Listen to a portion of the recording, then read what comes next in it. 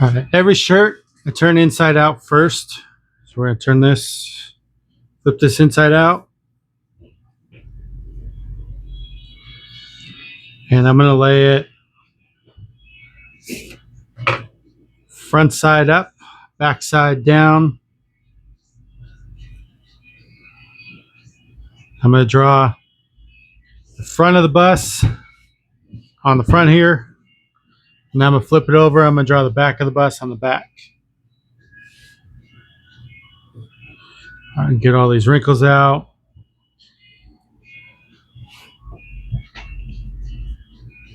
Okay.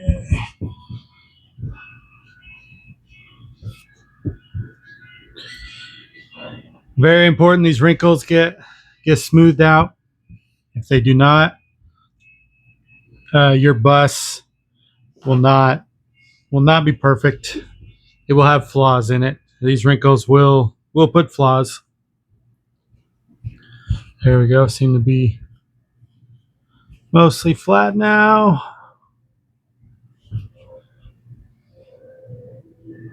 Take that one out there. Okay. Oops, I feel one right under here. Take this one out. All right, our wrinkles. Shirt's pretty flat. If you ever want to iron these, you can. Get it smoother. Okay, grab some markers.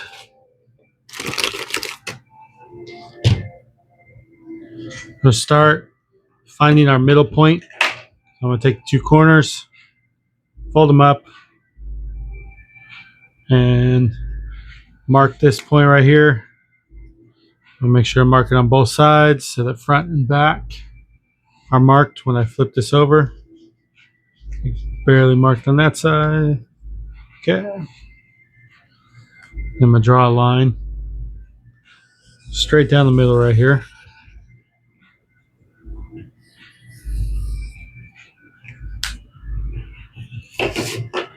Okay. So notice we really got like the two style buses, as you can see. I don't know why I printed these all reversed like this, but so I tied this first. I'm going to do this one again, and then I'm going to tie another one later, and I'll probably tie this one. But for now, we're going with this front end. Okay, we want our bus, let's say about here or so. Just do our little guidelines. See if it looks correct. This is just our general shape of the bus. Seems to be pretty close. Probably put bumper right here.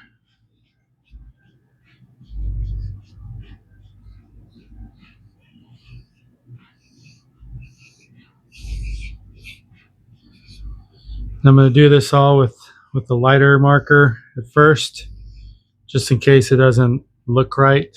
And then I'm going to go back over it and finalize all my drawings with a darker marker. All right, so probably about here looks like. Nice little V, but it is not a straight line. It is not too curved. It is like, okay.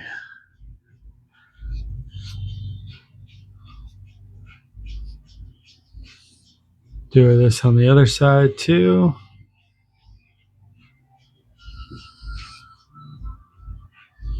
All right, and there's our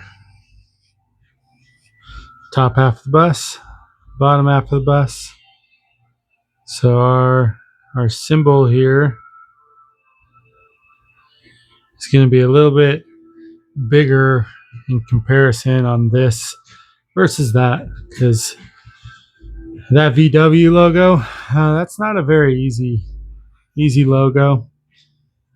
And it's actually possible to do like a little peace sign right here. You know, I could always do a peace sign if I wanted, but we're going to keep that like that for now.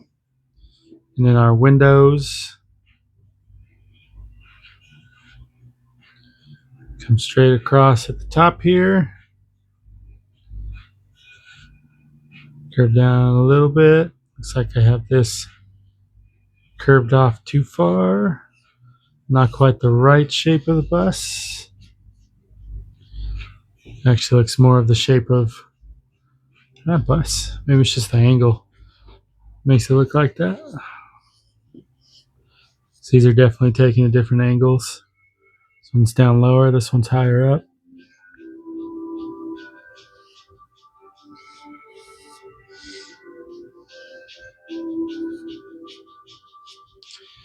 These windows kind of remind me of the Shaggy Mobile on Dumb and Dumber. It's a dog! It's a dog! Okay. Got our windows drawn here. Trying to make everything about the same size. Those windows actually look like they might be too small, and I may need to elongate them because it looks like they need to go all the way down there. At least here. So you can see. So bring that down, bring that down. There. It's just our dashboard. Okay.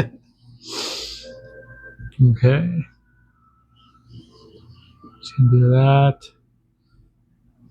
So now we're gonna have a headlight around there or so. The marker's starting to get worse and worse. Can kind of go through markers really good. Sorry about that. Go through markers really quick. They dry out pretty fast. It's probably because the shirt has soda ash on it. That's why I got gloves on. I always soak. I pre-soak all my shirts in soda ash. I wash them first, then soak in soda ash, and then they are ready to tie and then dye. Okay, blinker, blinker.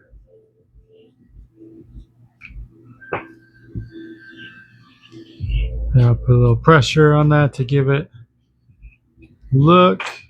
So yeah, this needs to come out just a little bit. It's like I created a lot of wrinkles here. Take some of those out. Okay.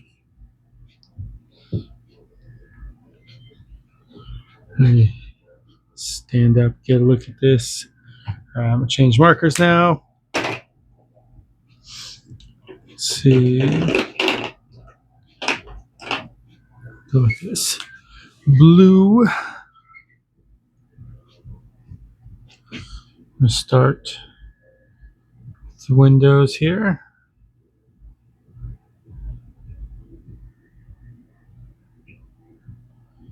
Straight across. Has just a slight angle right there, just barely a little bit of angle. And this bottom here looks about the right size to me. There we go. Okay. Window 1. So our driver's side window. I'm going to come over here to the passenger. Same thing. See how well I can draw with my left side. Let's see. So technically, I guess technically you'd say I could say I'm ambidextrous. I identify as left-handed. I use my left hand in most things. This is my dominant hand. But in school, I was not allowed to write with this hand, and I was forced to write with my right hand. and so I write with my right hand. It's the only thing I really do right-handed. I mean, I kind of do things back and forth. I'm not as good drawing with my left, as I do not have as much practice. I'm going to start with this right here first. But I do use my left in a lot of other things. I play devil sticks, and I switch back and forth with that, but I'm very left hand dominant with my devil sticks. Both hands actually do different things, I've noticed. I try to do with my left what I do with my right, and my right with my left, but it can be a little difficult. Okay, so here we come down here. So the fender looks like it sticks out just a little bit. Just a little. Now I'm trying to get the right shape here for all of this.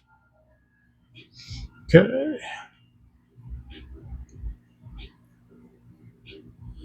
And like the way that I'm holding this is the way that I hold my devil sticks. And whenever I think about doing my devil sticks, for some reason I can draw with my left hand better. I don't know but when I try to write or draw with my left hand, it's terrible.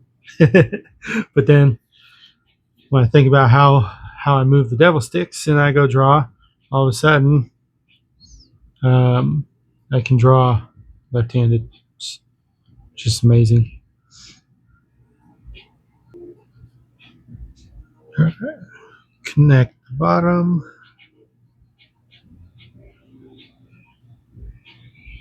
Like so. Okay, here we go. Yeah, this definitely seems to be in the wrong spot here.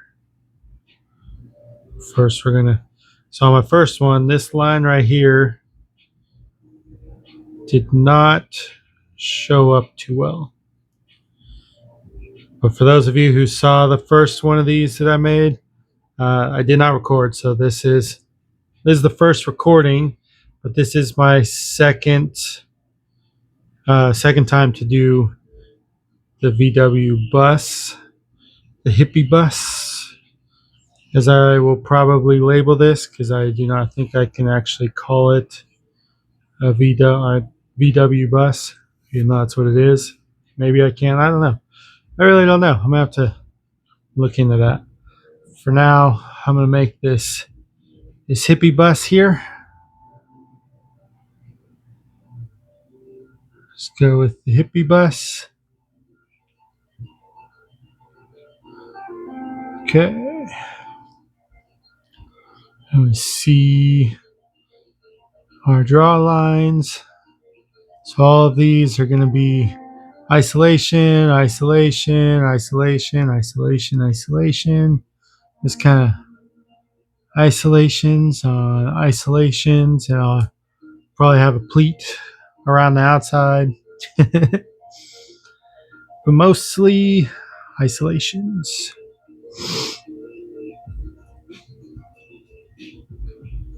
Okay. Get our bumper. Actually, you see how the bumper is different on the drawing there?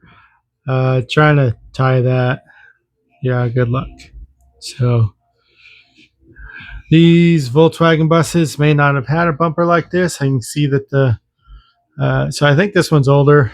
That one's newer. I think this is like 70 something and up, and these are the first ones that were made here. Yeah, because technically I actually remember this style more, but then when I look it up online, this is the style that comes up more. But I'm guessing the older ones had these better or more filled out bumpers, because I noticed with like modern cars, we went less and less on the metal bumpers. I think these bumpers are pretty cool. But yeah, trying to tie out of that, I don't think it's going to be very easy. Sometimes less is more with these. And when you try to put in more, you end up getting less detail because it just all muddies out. So by just doing the minimal detailed, like exact detail, maybe to change it a little bit here and there, it actually gives it more definition. Okay, so now we gotta come over here, and our mirrors seem to sit here.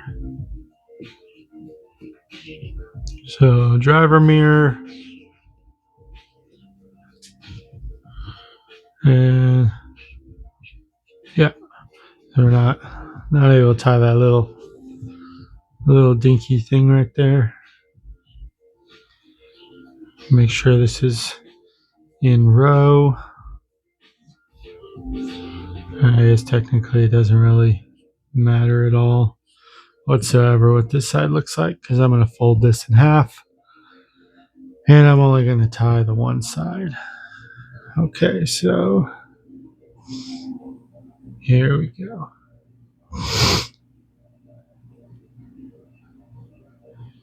There's that.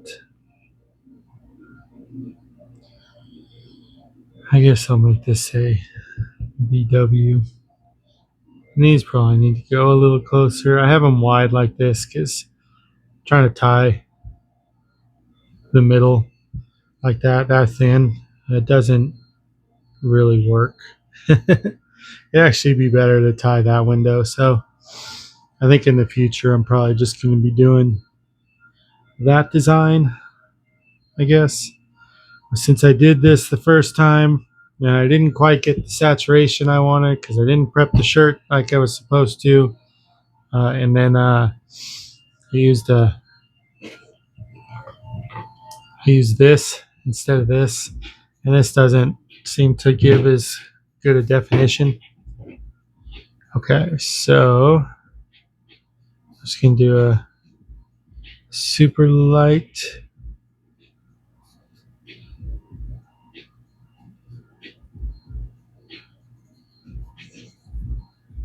There's our basic shape. Now we're gonna fill in the gap. So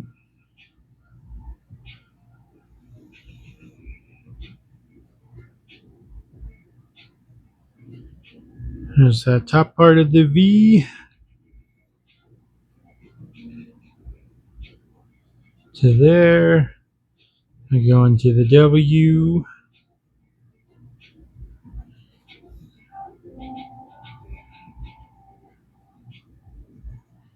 Wait a second here. Am I doing this correct? There we go. Okay. Just drawing the outline on here was a little confusing for a second. Okay, here we go.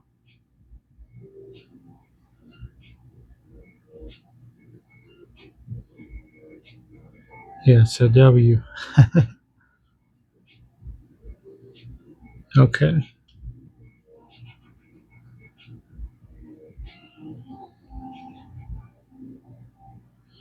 There's our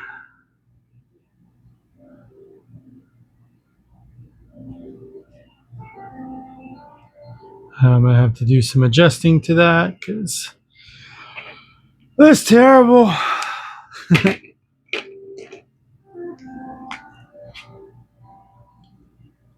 So what we're gonna do here,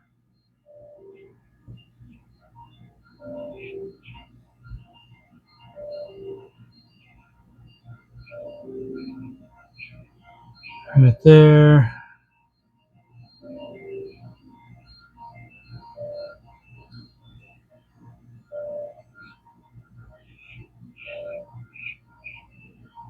Yeah, we'll see how this looks. Might look a little messy, but I can tell what I will be tying here.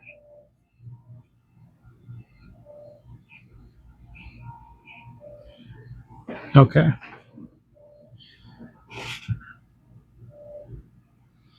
Fix that angle. And stand up and look at it. B, W, Yeah, it just looks a little sloppy to me.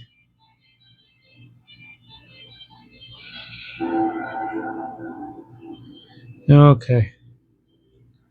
VW bus, front side. Now we flip this over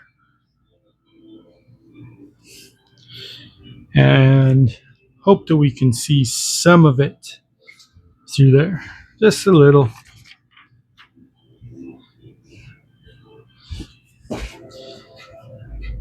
Yeah, by seeing. So if we can see that through here, then it'll mean that we can trace it.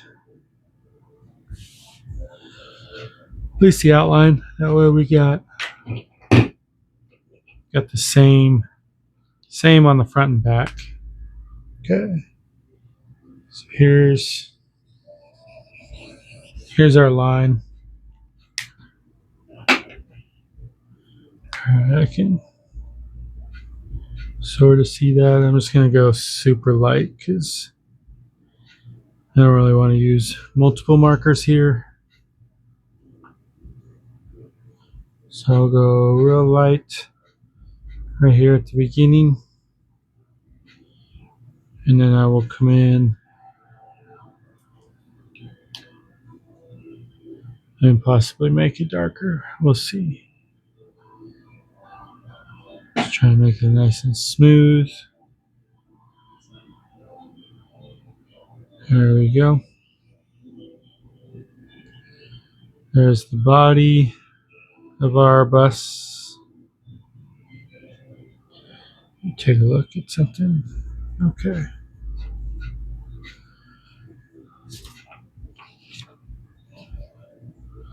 See the window. So let's see. I think that means line.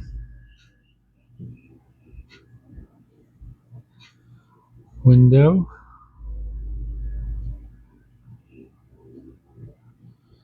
And it's going to slant inwards. Just out here. So here's our top of the bus. Top of the window. Angled.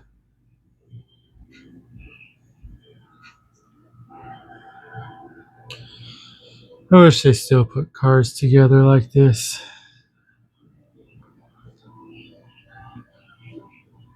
Simple. Looks amazing. I'm going to put these taillights on it. Oh yeah, that's the one I'm doing anyway. I was looking at this the whole time, but it's the back of a bus. A lot of us don't know the difference from year to year. I certainly do not, but I am sure there are some of you out there who do. All right. It's taillight. How far? Taillight there. Okay. It's taillight. Taillight.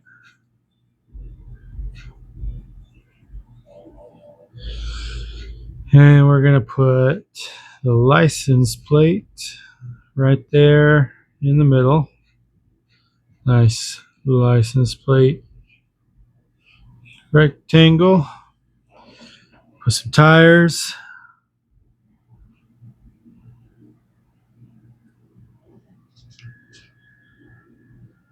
And we got our Beetle. Sorry, bus. I don't know why I call this a Beetle. I am exhausted today. But I'm going to do this for y'all first. And then I am done for the day. I'm going to flip back over here. I'm going to turn it to the side here.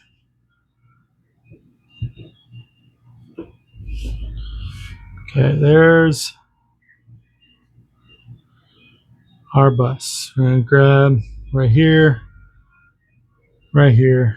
Top layer only. Pull that, make a crease, and flip that out. Lay it flat. Make sure we're right here on the middle. So once our middle is lined up here, then everything gets pulled and smoothed out that way.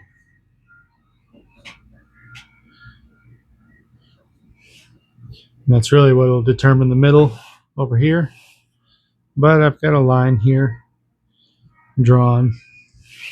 Okay, so I'm going to flip this over. And we're going to do the sleeve through sleeve. So I'm going to stick my hand through one sleeve to the other, grab, and pull it. So the sleeve goes through the sleeve. And then we're going to line these up. Line up the seams. So armpit right there, line up the armpit.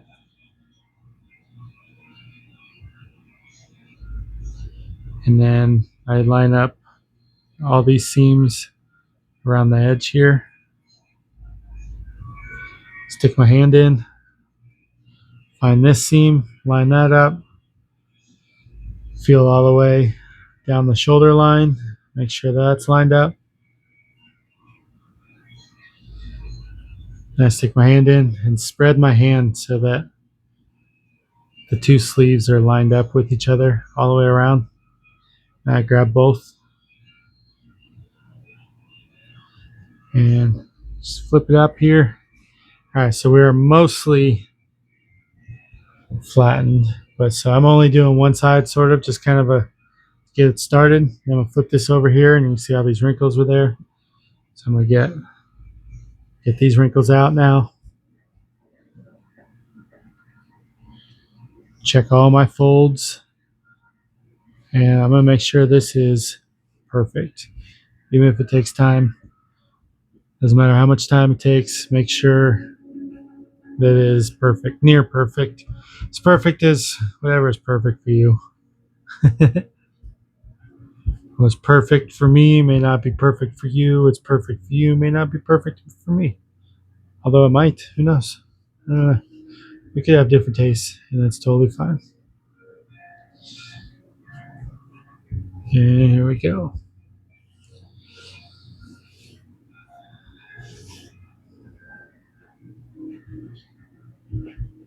Back of the bus. Front of the bus.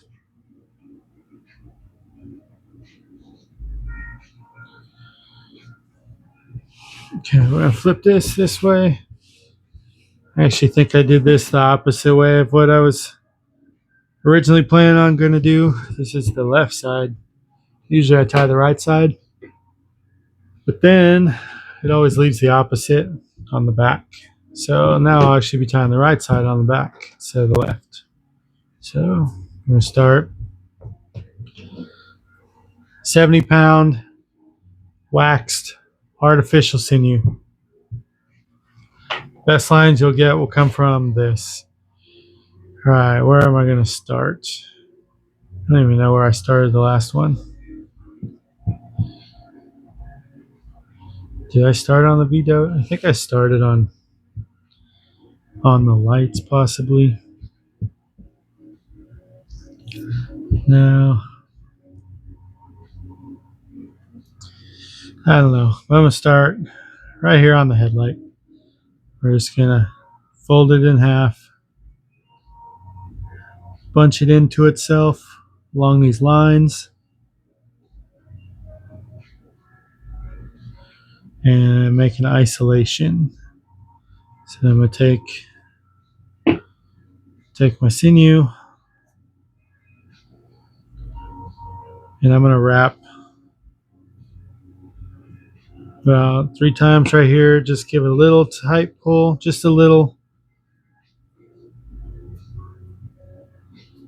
And there we go. Now I can pull it to where it's locked on itself. It's not going anywhere. Come over here to the blinker. And we're going to do the same thing.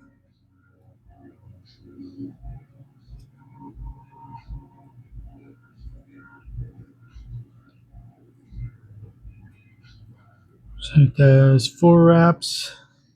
Got a good tight pull. Locked on itself.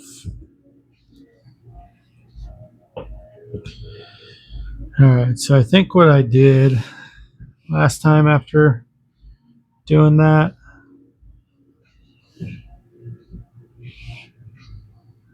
I think I came to the bumper right here.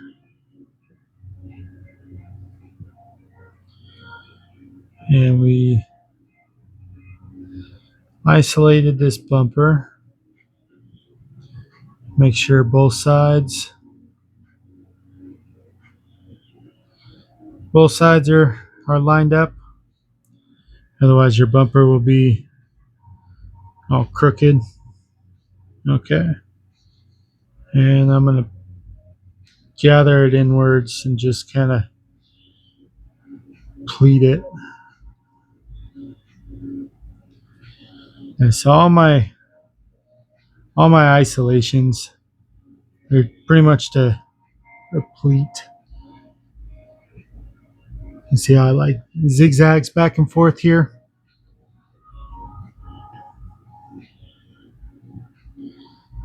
Alright, I'm going to come over here. Make sure.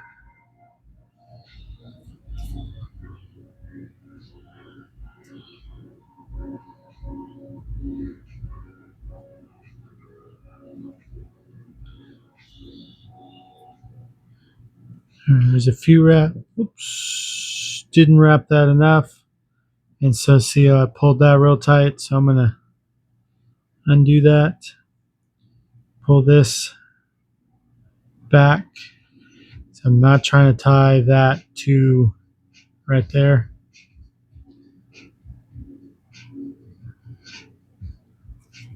So we're going to leave a little slack in that line. And I'm going to give this an extra wrap from last time before I pull it. And there we go. And I felt it still slipping, so I'm going to do 2 more right here. And boom.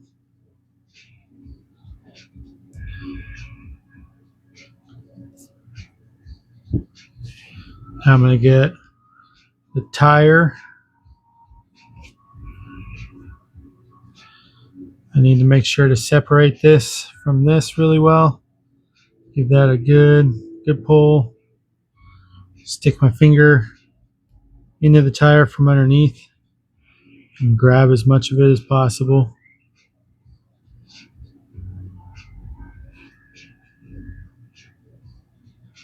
We're just going to gather all this so that all of our lines are in line with each other.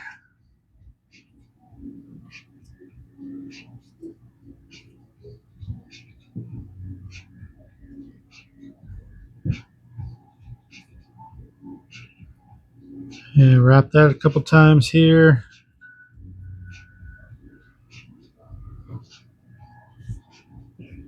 Alright, got that pulled tight. Keep that from slipping. I'm going to come back over here and give this a tie right there. That gives it somewhere to just kind of hang and chill for a minute while we come over here and assess the next part of what we're doing here. So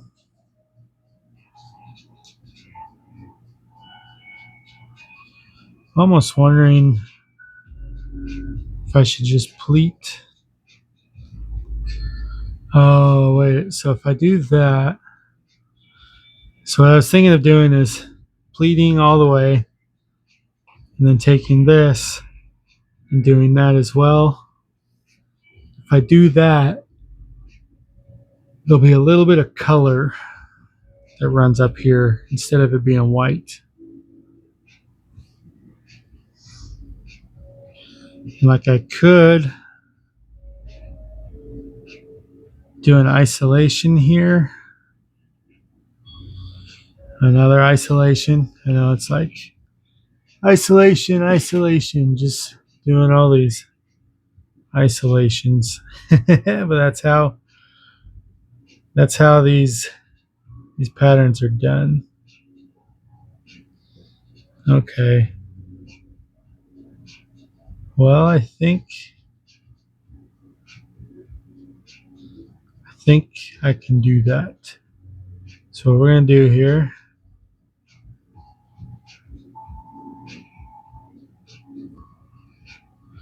make sure everything is in line. Are we all in line? Is everybody in line? Here we go. All right, so now I'm wrapping this around. So this is going to be the colored portion of the van. There are two lights, like where the fenders are. Okay, pull that tight. Now I'm going to pleat there to there. I'm going to come over here, just start pleating. And I'm going to take this all the way to there.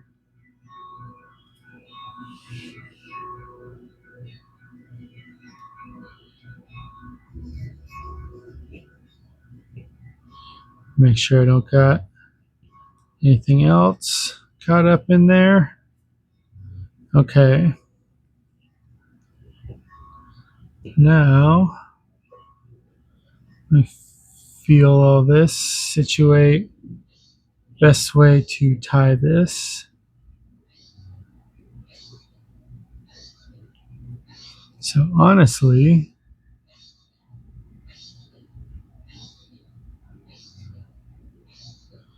I think the best route here to go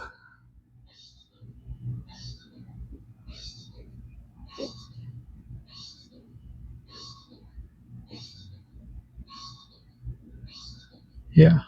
Okay, so I'm gonna go under. So I'm gonna hug the top of the bumper, just like this area is. I'm gonna go past and underneath that white spot and around the back. I don't know if this will give a super clean line or not. Doesn't feel like it's the most flush tie that I've got going on.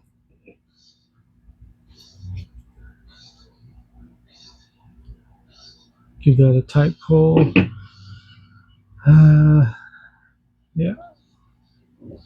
All right, so I'm going to do 2 more wraps here. And I'm going to pull this pretty tight.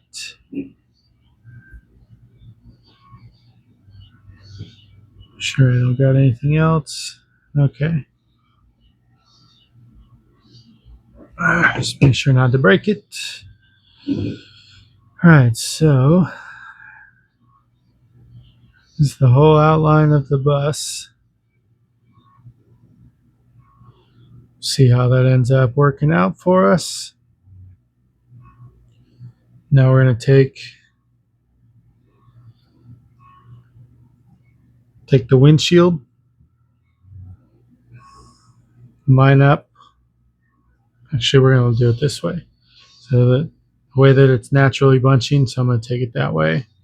All right, so that corner, that point to this point, make them touch, hold them. So then you can find the middle here, line this side with this side.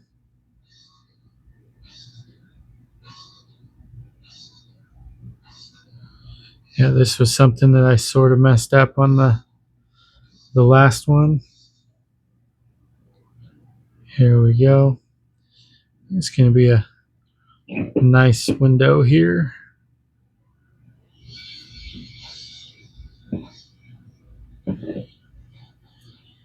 Yeah, this is going to be a sweet bus. I'm already calling it. It's going to be better than the first. Usually have. Sometimes I can nail something on the first time. Sometimes it takes me 2 or 3 times. But that's usually about it.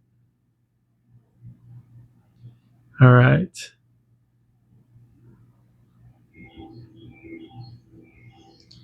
Oh yeah, the mirror.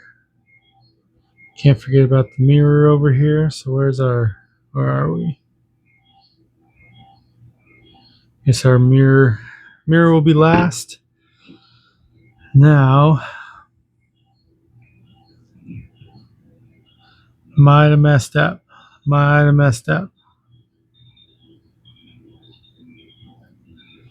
So I can barely get that.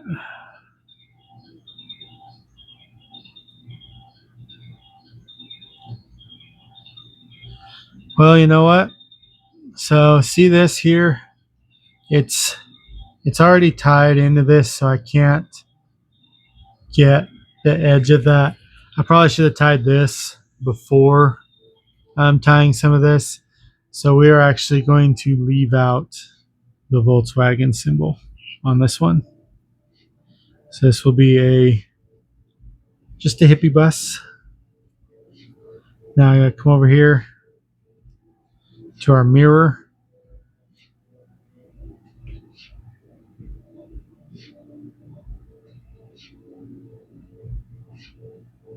Pinch the mirror off.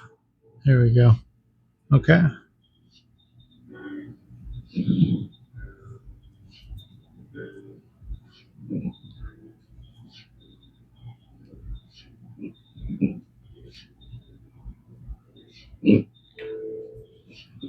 Probably gonna give this 4 wraps. Pull that. And so our front bus is now tied. Tie up the back here. And I wasn't able to finish recording all that last night. I was starting to get a little tired towards the end. I didn't realize that I was starting to, I was having trouble to keep from yawning, and I did not want to yawn on camera. So I just decided to stop where I was and pick back up today.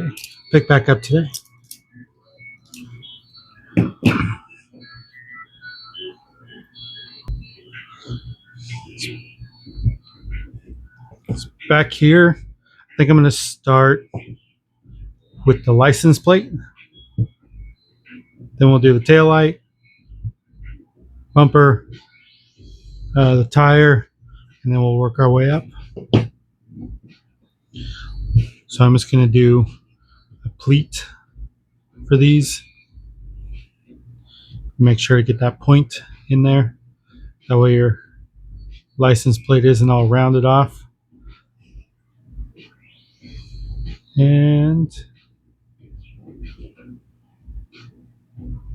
there we go. So now our pleat's all in line.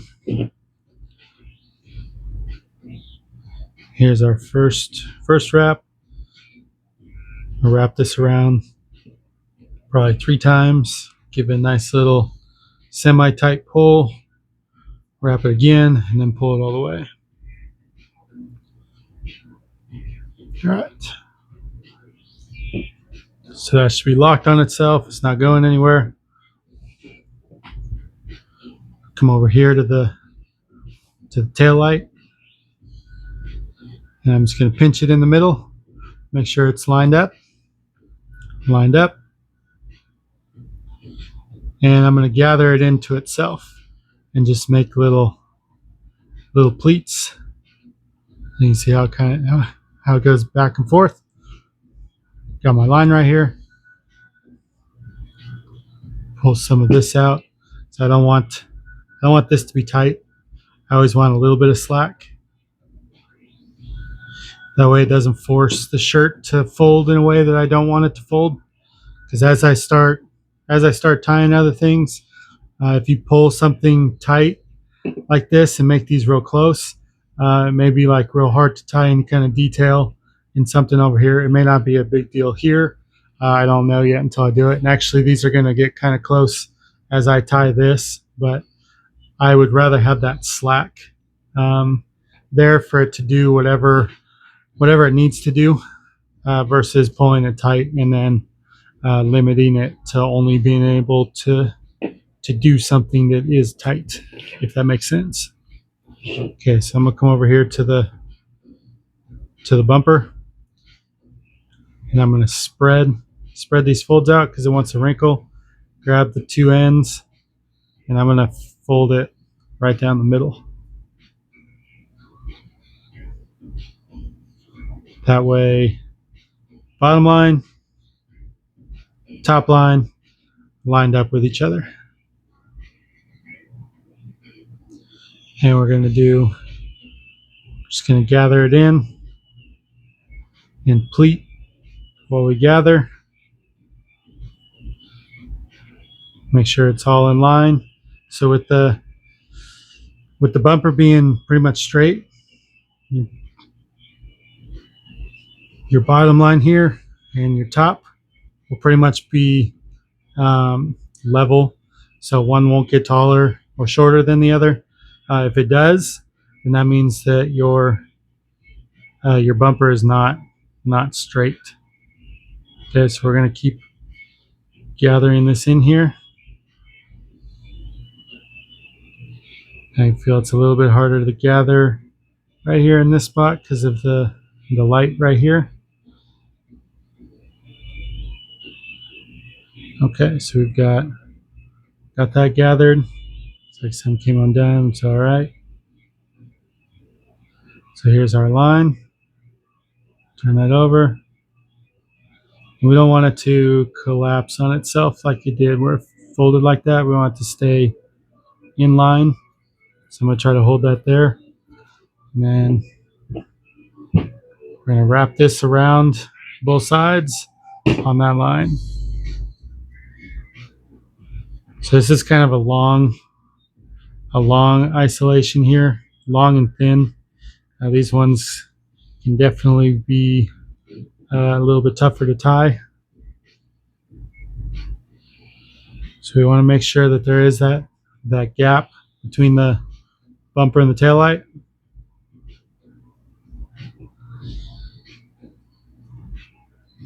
All right, so I'm going to wrap this 4 times. Give it a good pull. Let it lock. Oops, and it looks like. So I felt it pulling that. Luckily, there's just enough room to where it didn't actually pull it to where they touch. So I'm going to have to be careful. I'm going to put a rubber band here and a rubber band here to make sure that these don't touch. Otherwise, you're going to have red on your bumper. All right, so I wrap this again. I'm going to pull this one more. Make sure it's got a tight wrap over that. Because when it slips, when you feel it move like that, it means it's not actually fully tight. If it's allowing to go all the way through and still pull all of those, then that means you can tighten more. We'll need to wrap more. Now we're going to come down and look for the tire. So the tire, I'm going to separate these. So the tire looks like it is very well hidden right in there. So it looks like I got quite a bit of that in this tie. So this tire is not going to stick out much. And we're going to make sure to put, let's see, this tire could be a little tough to pull here. So because it looks like because of my line not being straight, how this pulled over here, it pulled enough of the fabric over to where this is hidden like behind it. And so honestly, it might be easier to tie that way. But if I do tie over there, I'll probably forget it on that side. So I'm gonna try to open this up a little bit as much as we can. Get as much of that with my finger and pull it out. And I'm just gonna tie that little nub just like that.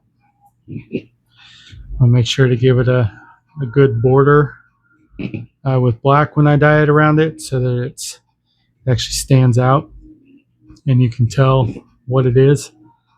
So however big this gap is from here to here is how big of a border of black I'll need to put. That way that black from the border of this and the border of this touch. And it actually looks like what it's supposed to. If there's a gap, it'll just look like, it won't look like tires underneath it because there's not a gap between the tire and the car when you look at it from that angle. Okay, I'm trying to grab as much of this as possible here.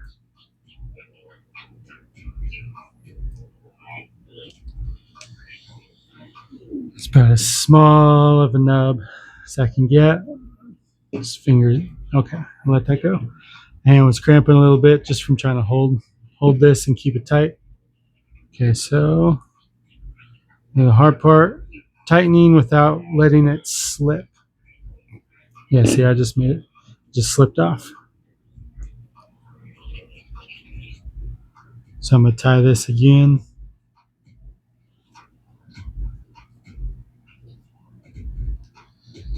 See if I can make it stick out a little bit more. Maybe make it a little bit bigger than it was last time. Just a little bit.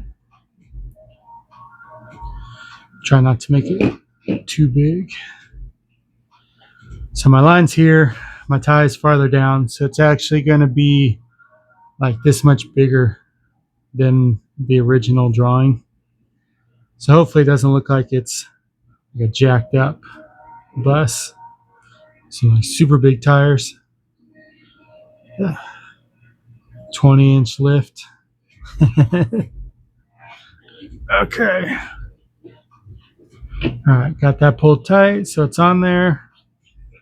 So I'm gonna bring it back up to right up here. Just give it a little pull so that it's tight on there. Okay.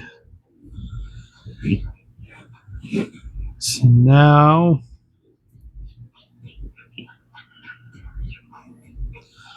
what we're gonna do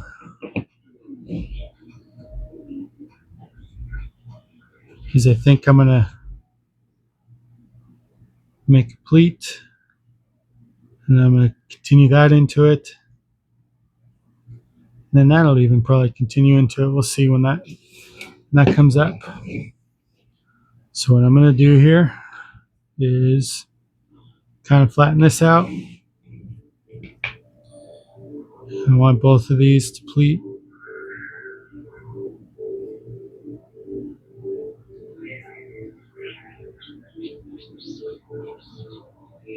And these are going to become one right here. So my actual pleat is going to be this one because it's the shape of the car. But I'm going to come back through, and I'm also, after I tie this, I'm going to tie a second one that goes over here. And all that's going to do is make that line between the roof and the back of the car, the like signature line that they've all got. I'm assuming it has something with the way the car is put together. Looks like pieces of sheet metal, possibly just bent and then welded at the seams or riveted, or however they did it back then. I don't know. I haven't looked at it. I one of those close enough to know that. Okay. So I want it to go. So my bumper's right here. When I tie it, I want it to go to the left of the bumper. That way it's separate, not past and doesn't go around the bumper. We want the bumper to go just stick out that little bit from the edge of the car. If I make that tie around the bumper, it'll make the edge of the car like go around the edge of the bumper, and we don't want that.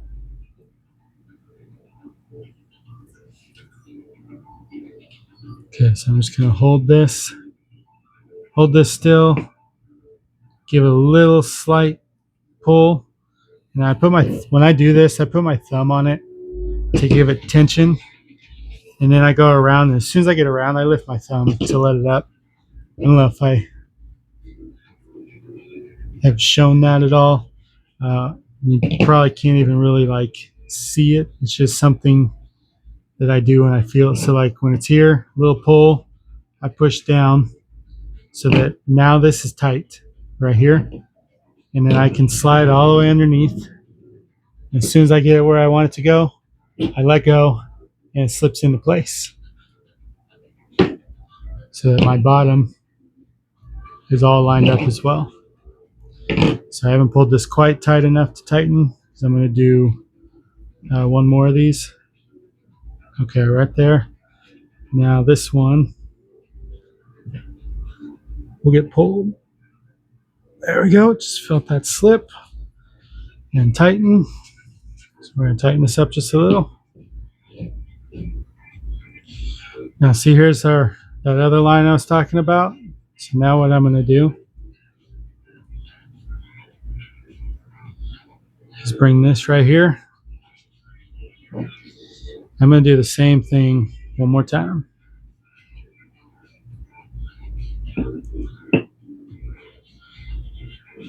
And it's going to tie into the last tie. So I need to make sure that bites the right spot right there. It's just that little bite. Okay.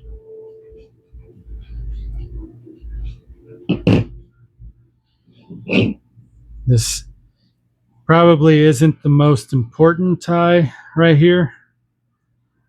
I'll do one at some point where I don't actually have this tie, so I can compare the two. For now, it's getting tied in.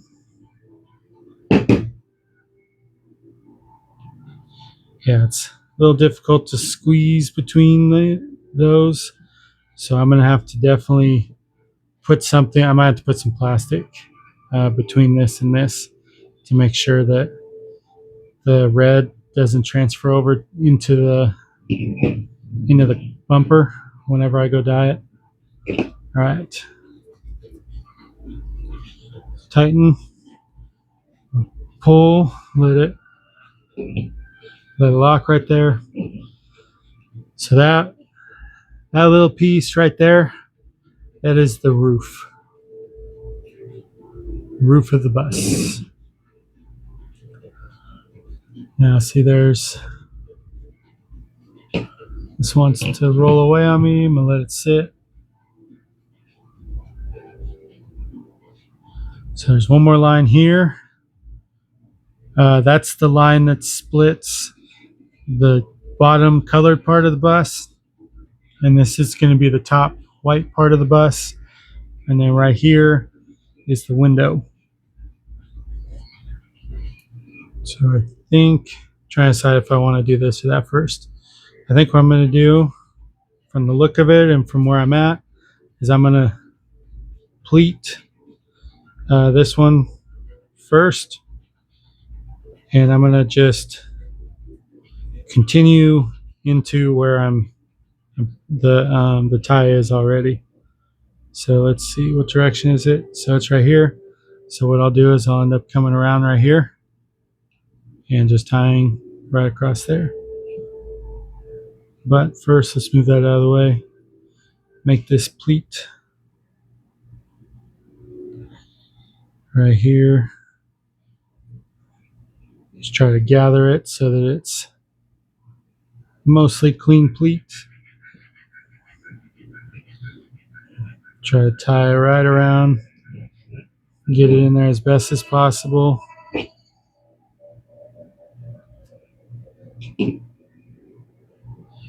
All right.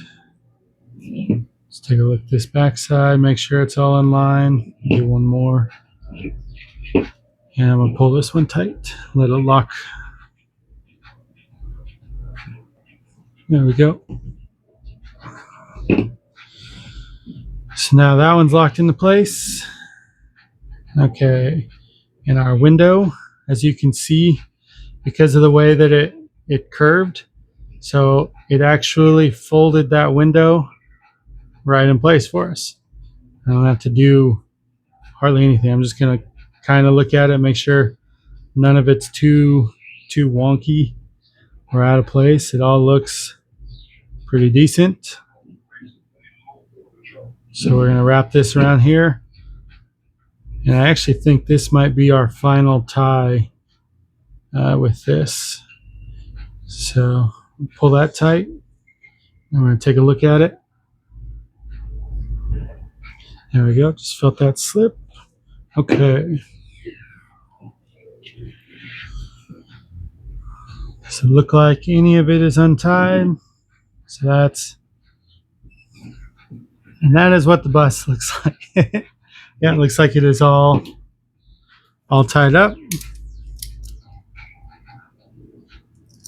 I'll do a little cut right here. Okay, now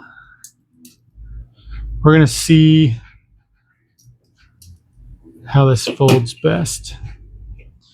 So like you could tie something into the sleeve here if you wanted. See how the sleeve is kind of sticking up right here. All right, so what I'm going to do is I'm going to make a scrunch pattern. So I'm going to make sure everything is out. We're going to come over here to the sleeve. And we're going to split the sleeve down here in two. And we're going to press this sleeve down into here. Try to make it flat. Work it flat in there. That way you don't have any too tall of folds, and no folds that are like folded over like this. Otherwise you'll have a lot of trouble dyeing everything down between. You end up getting a lot of white if you do that.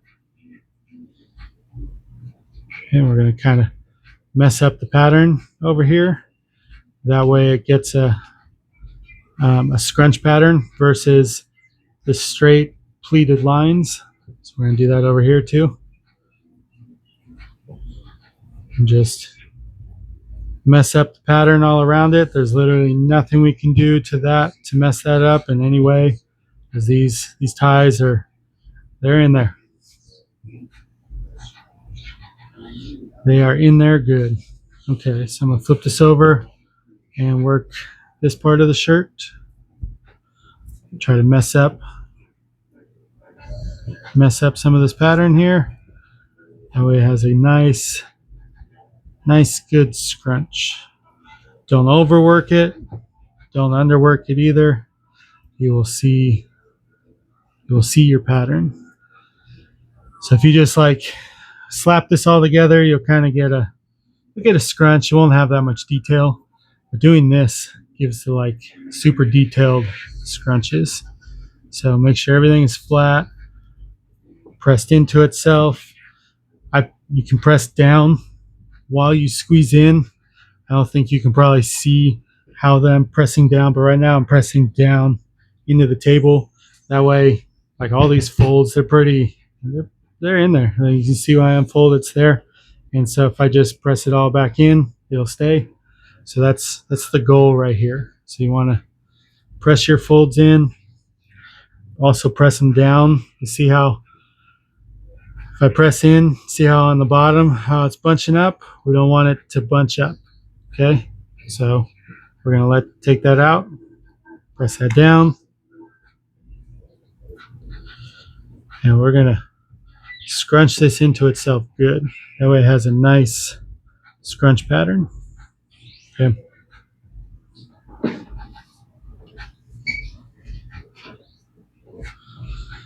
Now we're gonna take, let's see,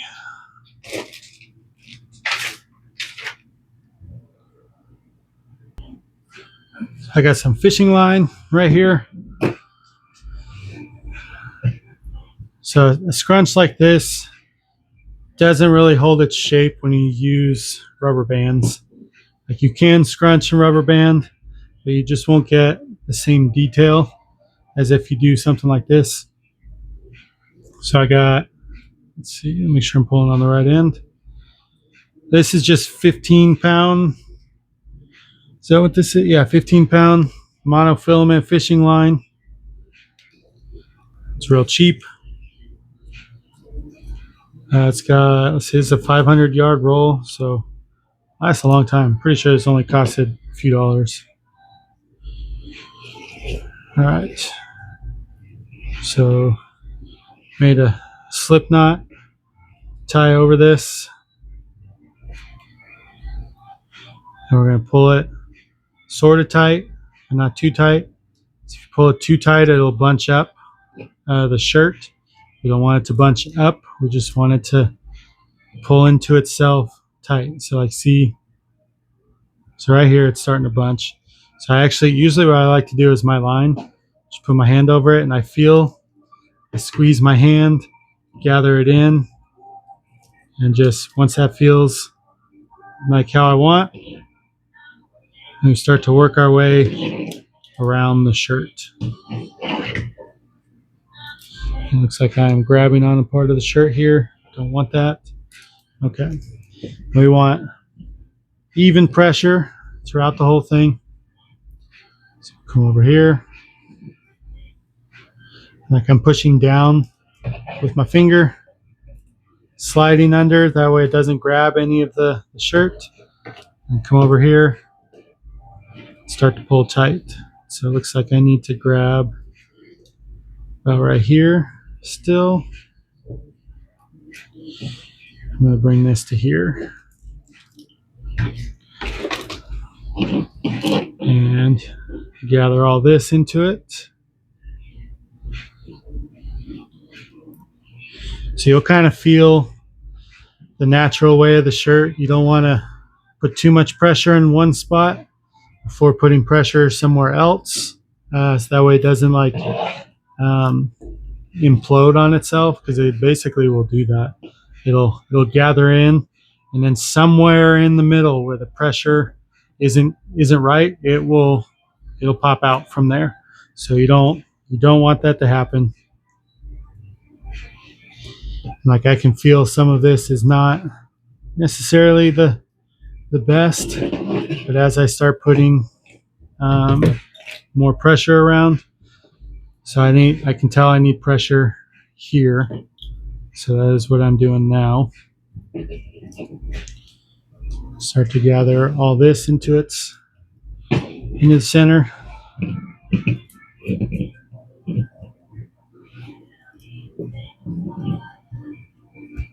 Okay. And we want to get pretty much the whole outside. We don't want any loose parts. Anything that's loose, we'll just kind of have a more blurred pattern to it. And so with this will give us more crisp lines. We'll be able to use more colors if we want. I think I'm going to keep this simple. Probably do one color for the shirt and one color for the bus. Okay, I want to be able to put these on the website, so I need a few good pictures. So this will be the first to advertise. It's my very, very first one. The bus itself, pattern, all looks good. Did not get quite the saturation I wanted, and I went with a gradient purple, and I might have went a little light on the color. Some of the color is beyond pastel, beyond ultra pastel. I have ultra pastels I use, and then there's like, I don't know, I guess you could call it like a like a seltzer color, where you think about the color and you can see it. It's just got a a little hint of a color there. You're like, wait, is that color? Like, yeah, it's not white, but it doesn't look like a color. Oh, it's a hint of color. It's like some staticky color. So when you imagine a color, look at white and imagine the color, and then all of a sudden you can see it on the white, but it's not really there. Yeah, one of those kind of colors. Okay. Now I'm starting to feel some even pressure. So I think what I need to do is put one here and also one here to bring some pressure pulling in here. So now I'm going to go over. So there's nothing around this yet. And it looks like here's still some loose fabric right there. Don't want loose. Want it tight, not too tight. All right, now I'm going to start wrapping around. Here's the back. There's the back side over here. Man, do I just do one? All right, I'm going to. So we're going to try this. Okay. So I'm going to, instead of putting rubber bands on here, so you can bind this stuff with rubber bands or you can tie with this. And I'm just going to tie this whole thing. One tie. Everybody knows the rules. Oh my God. Does anybody get that reference? Let me know if you get that reference. I have no idea. One tie. Everybody knows rules. Sorry, I'm here by myself. I'm just listening to music. Sometimes you get bored talking to yourself. I never talked to myself like this before. I mean, I know y'all are listening over there. At least I hope y'all are listening. I don't know. Maybe you're just watching. Maybe nobody's even watching. Doesn't matter. I'm just making these because, yes, I want to make them. And yes, I would like to teach y'all how to do this. I'd like y'all to learn how it's done. At some point, it'd be nice to monetize, but I don't know if that'll ever happen with this. Well, we'll see. If you ever want to order one of my shirts, I do have a website.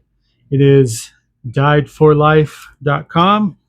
It's spelled just like my YouTube channel, DYED, the number 4, LIFE.com. And there are some pre-made shirts there. They're made to order shirts. I'm trying to keep up with my newest designs and putting it on the website. I'm not as good at on the website updating as I am on actually making. I've always been a maker, so doing the website has been another challenge, but I seem to be getting it down. Same with the recording. All this stuff is kind of new for me as well, so bear with me. Let me know what you do or don't like about the videos, and I will do what I can to adjust from there. I have not done camera work really growing up. I have the eye for it for sure, and this is something that honestly I have always wanted to do. I just didn't. I don't know. Probably say I was maybe afraid. Just didn't feel like I had it in me to do it. Didn't want to get out in front of people. Didn't want to talk. Maybe thought I just didn't have what it took for people to listen or to even want to listen. But now I'm just kind of at this point where I'm like, you know what? It doesn't matter. Just do what you're gonna do. Do what needs to be done. You're getting older. Some of these things just don't matter anymore. Just do what you want to do. Do it the way you want to do it. Don't hurt anybody. Help people when you can. It's like we're all here. We're all in this together. Okay. I got my wrap done right here. There's the whole back of the bus. Now I can feel this slipping a little bit. I'm going to work my way back up to the front of the bus. I'm going to tighten some of this because now that I feel how tight this whole section feels super loose. It's all loosey-goosey. So we're gonna make this a little bit tighter. Not too tight. We don't want it to collapse on itself, but we also want that good tightness so that the pattern will be nice and crisp. You'll have lots of detailed pattern in your scrunch.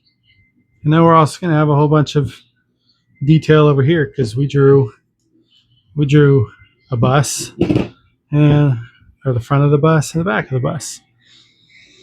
And yeah, I kind of did forget about this. Like, honestly, I wish. So on my next one, I'm going to have that. This first one. So we're just going to call this one the Hippie bus. It's not going to have the logo in it. It's just going to be a bus. Well, not a bus, but technically, yes, it'll be a Volkswagen bus, but it'll be a emblemless Volkswagen bus. Emblemless. Okay, so now I've wrapped the outside. Let's see what is that in that. I gotta think about what's going on. Okay, so mirror. Oh, okay, it just seems weird. That's the mirror. That's the tire. They're just so close to each other. I was like, why are there two things floating off of the bus? Like, those shouldn't be there. But yep, no, it's correct. It is correct. Okay, so I think what I'm gonna do is come over to this, and we're gonna sort of gather this all into here like so, and tie this to itself. So all of that is part of this. So I want it to be tucked in here like this.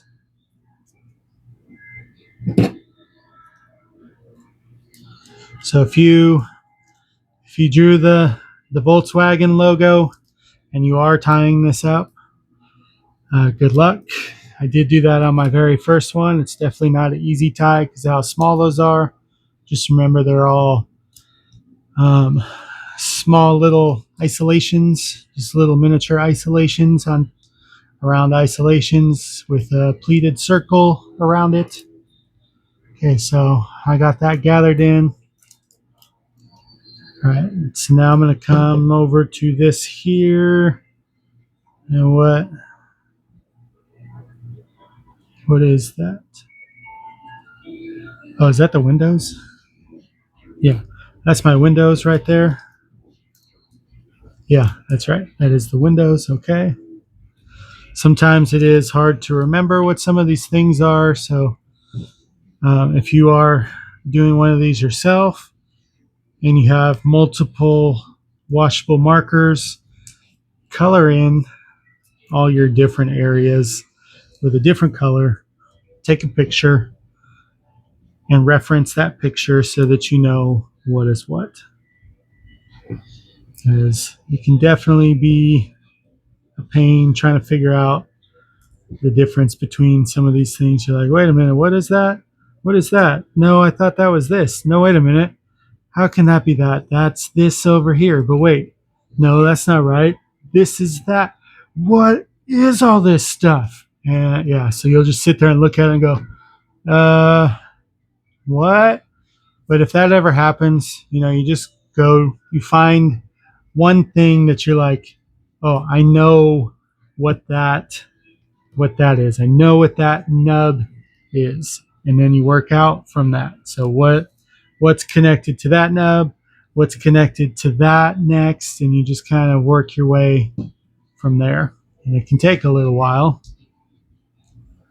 but if you do that and learn what your stuff is, you will have a much better product overall. I have definitely colored a few things in wrong. I did one of my early gnomes, got a bright pink beard. Is the only gnome that I've done that has gotten a colored beard, and it was pink. I've also forgotten the feet on a gnome. All right, so this is the colored part of the bus here. So I want to make sure to wrap everything around this to make the lights not touch anything. So you can kind of like pull the cord a certain way to guide them. And if you tighten on certain areas, you can pull it away from them. So let's see. So you can see I need to do a wrap here and bring it around. You might be doing some little figure eights to try to get the top put in. The top is not really the easiest because you can't just like wrap around the top. There's nothing to wrap to. All right. And so I'm going to tighten this too. Oops, dang it. Looks like I accidentally undid some of my ties there. That'll happen. Sometimes one will slip and you hear it go, doo doo doo, doo doo doo doo doo. And each one of those is a slip. And so you're like, how many just slipped? Was that like 3 or 4? Jeez. So you got to go all the way back. Especially like, oops, these little things right here that I'm doing, tying something small like this. Sometimes when that slips off, every single one of the slips or wraps slips off, and you're like, whoa, okay, all right. All right, so now all of those are tied in. This part, I know this seems super, super tedious, but this is how you get a very clean image. I have some little like tiny rubber bands that I do use for this. Do. Sorry, I do use those for these two, but I really don't like them. I ordered a bag of rubber bands on Amazon because it was like a lot. I don't know, like a couple thousand, 10,000. I don't even know. It's just a big bag of small rubber bands. So I was like, oh, these would be really cool. And they work really well for wrapping stuff like this, but trying to get them off is such a pain, especially if I have any white in my left over in my image. Because whenever I have white, what I like to do with white is go back over it with some soap. That way the other dye doesn't get into it. You know, when that soap gets in there, you can't grab anything. And so, yeah, those rubber bands just suck. All right, so it looks like I got one or two more wraps I got to do right here to get this. All right, so everything is wrapped now. I'm going to wrap around here a few times so that I give this somewhere to lock on itself. So I'm going to do just like I did with the sinew, a few wraps, nice good pull, but not too hard because this does break. If it breaks in there, it's not fun to find. All right, so now that is locked. We're going to cut this. We're going to go. Where is it? I can't even see it. All right, there we go. Now we're going to go dye it.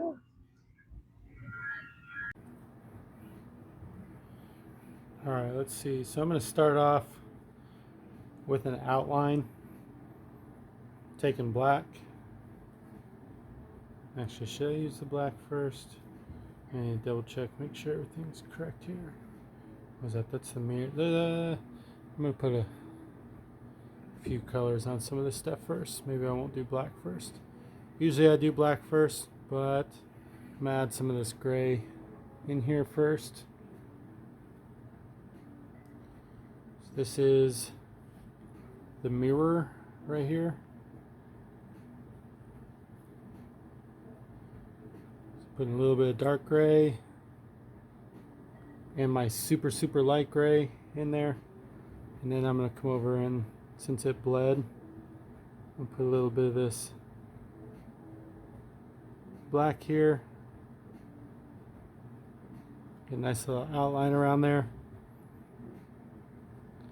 And come over here. So the goal is to get this black to go all the way around, not to bleed too much. Then it's also going to have to connect over here. My black dye is thickened. This is my only dye that I do thicken.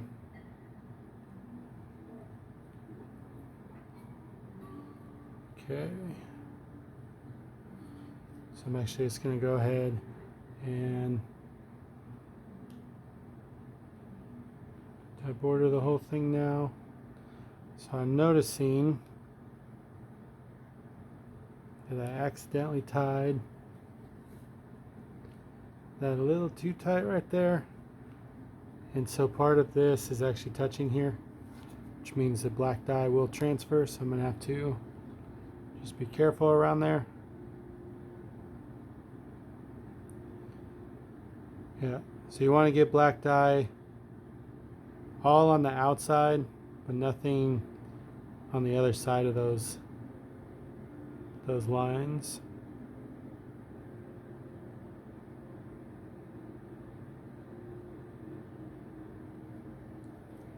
So here's this little nub just to the right. Right here is the tire or tires. Both tires are in there. This is the bumper. So I'm going to put my black around these for that outline.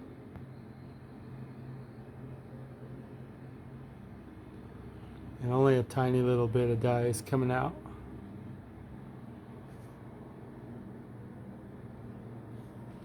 Let's see. I'll flip it over to here. It's really what I want to do. I've got that. I'm just going to do that for now. Okay.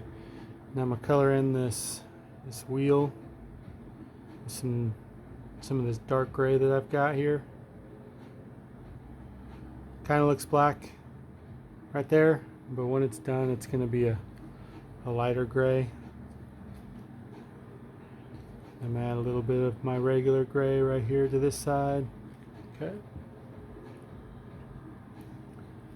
So mirror, wheel.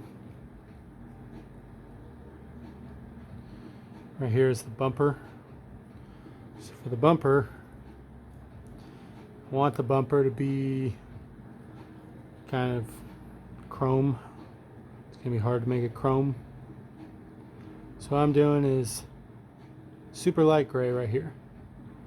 This gray is hardly any color to it at all whatsoever. It looks like I just dripped it into a spot where I don't want it. So be careful for that. Luckily this is my lightest color, because this I want white, and I just dripped some gray in there. But alright, how can I position this so you can actually see where I'm putting dye?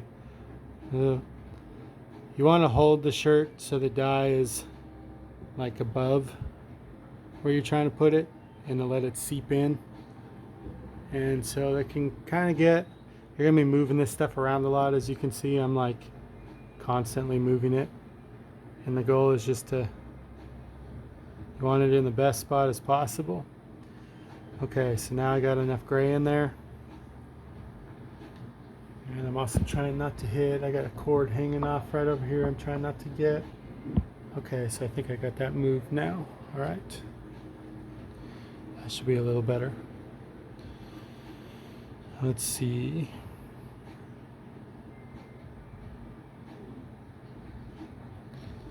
Yeah, I do want to do that. Okay, so I'm going to do,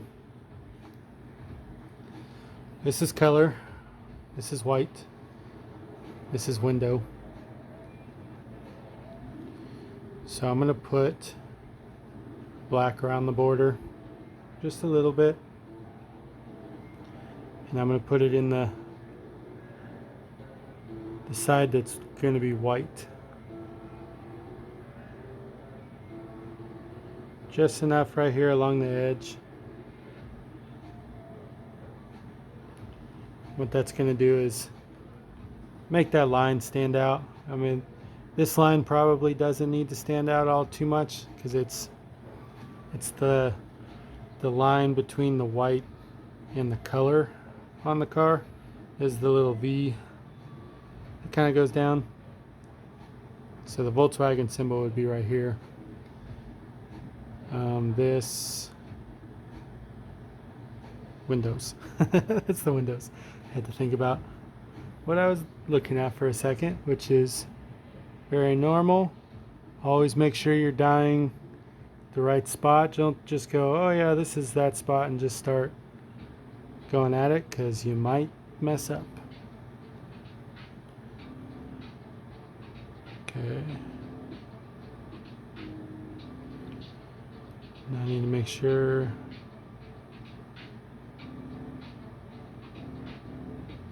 all the way around that. Alright, so it looks like I got my borders there. So my window border, should I color the window? Yeah, we're going to color the window itself.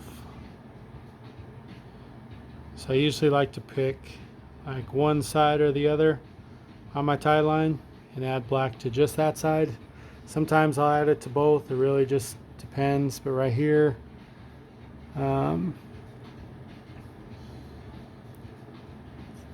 think I'm just going to add it to, well, we'll see. I think I might add some gray to the other side, just a little bit. Or maybe I'll leave it white. We'll see. Might be kind of hard. Yeah, actually, I think I will put a little gray in there. Just a little. Okay, so it looks like it needs a second to sit in there. Alright, so now the rest of that window, I'm going to color in with my lightest gray. What did I do with that? Is that not right? Oh, I set it in a spot where I don't normally set my dye, so that was okay. So all of this is going to get colored in just this light gray.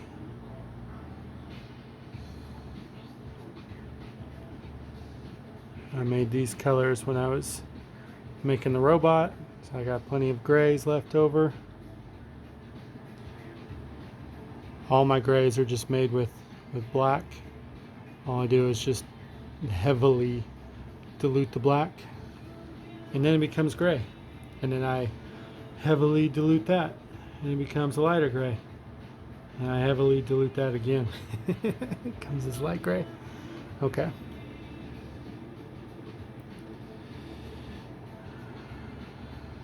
See, blinker, headlight. So blinker, I'll go ahead, we're going to make it orange.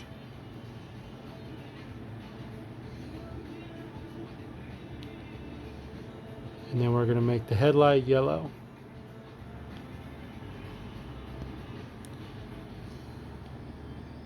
Back then, I'm pretty sure they had yellow headlights and amber blinkers anyway.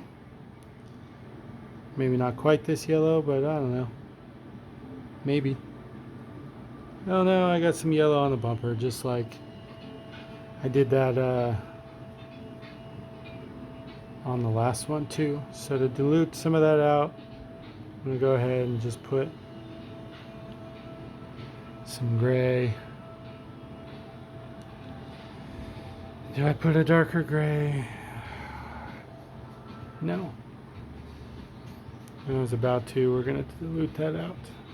Just leave it as is. I don't want to muddy the picture too much. Now we're gonna go back to black and put a tiny border around the headlight and the blinker. So careful with this. You don't want to put too much because it'll bleed. The more bleeding you get, the less crisp your image will be. So we're trying to get crisp images. That way people actually know what they're looking at when they see these. I've definitely had a few dyes where people are like, what? It's what? Where? Some of my gnomes. So my gnomes, when I first started making them, I made them slightly go off the edge of the shirt, and they were angled. And so if you were like standing close to one and looking at it, I'd be like, yeah, there's a gnome right here. And I did this a few times in the store, and people were like, what? Where? Huh? There's a gnome? What do you mean? They're like, back up a minute. Back up, and then they could see it. Like, oh, now I see it. It's a gnome. That's what you were saying. I couldn't tell what you were saying. Like, oh, okay. I hear the strangest things from people sometimes. So now I'm going to come over, and this one I got labeled turquoise here. It's kind of a turquoise teal. It's one of my favorite colors. I make this color on my own, so I don't even know how to buy this color. What I do is I take the dye labeled turquoise, and technically Grateful Dye's turquoise number 51A, and then I add some of Grateful Dye's bright green to it, just a little bit, and that takes it into the teal. This is also not as potent of a dye. There is less dye per water in this than there is like if I were to mix my normal turquoise. So they call it, it's funny, they call it turquoise. I call it blue. It's a bright blue. It might be electric blue, you could probably call it, because to me turquoise has a little bit of green. It's like right here, this looks like turquoise going in, but when it gets washed, it might have it's gonna be slightly tealish, so it's kind of in between the turquoise and teal hues. Yeah, and actually, so it's a tinted turquoise. Tinted turquoise. Yeah, it's about a half strength color, and even though it is only mixed to half strength, because of the actual color that it is, it still looks like it's supposed to. And so I believe teal is actually not a full saturated color, it's only partially saturated. Alright, so I'm trying to get in here, make sure I got everything. It looks like it's having a hard time accepting some dye, so I want to make sure that dye goes in there without it being too wet. Maybe too wet, so I'm gonna set this here for a sec. Grab some paper towels, just enough. So watch how much water it pulls out of here when I touch this. So I had a little too much water in there.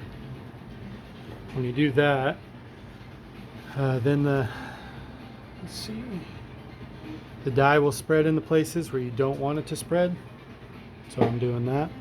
So now I'm gonna come over here to, so this part's typically just white. What I'm gonna do is add a little bit of my gray around the edges. Just, let's see. So all the way over here, I'm just putting small amounts of gray around the edge. That's going to do is give sort of a shadow shade kind of look. So I guess you could say we are slightly shading the white. We're adding depth to this image. It's going to have white, it's going to have black, it's going to have gray, it's going to have color, it's going to have curves, it's going to have folds, it's going to have everything. Now I'm realizing I definitely forgot some black over here, but we're going to add this gray here, touch of gray,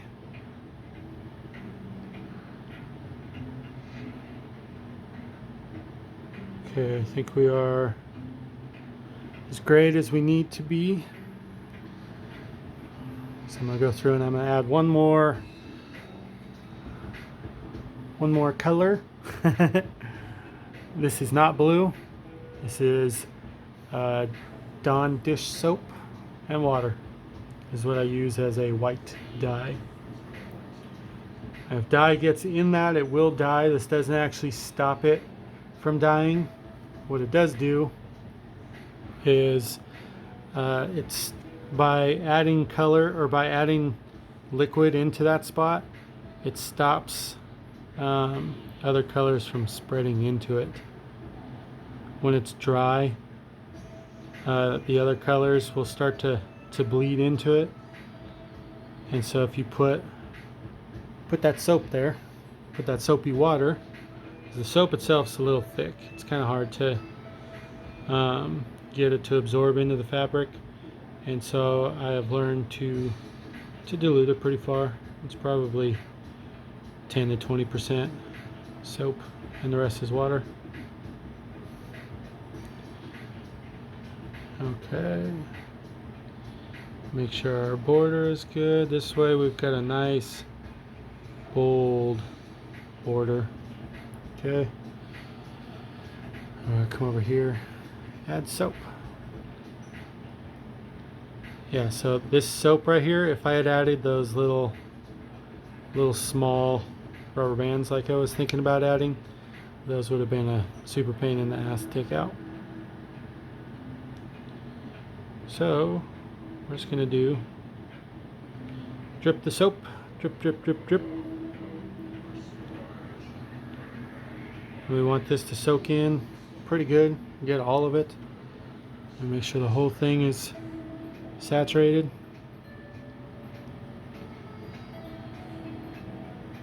You'll have to let it like sit on there for a second. It does take a little bit to like soak into all the layers. There's quite a bit of white that's right in here that we're trying to preserve.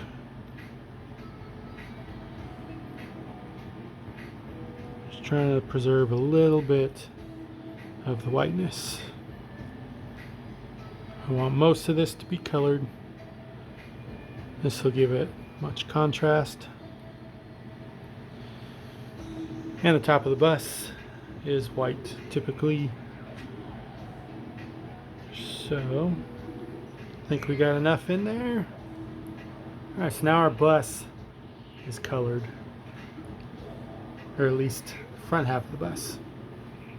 Now we got to go over here to the back of the bus. Apparently I'm holding this upside down. Front of the bus, back of the bus.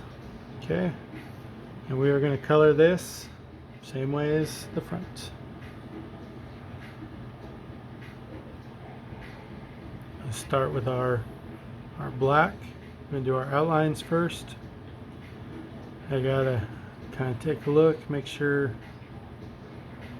Know exactly what I'm looking at here. Okay, bottom of the bus. Oh, okay.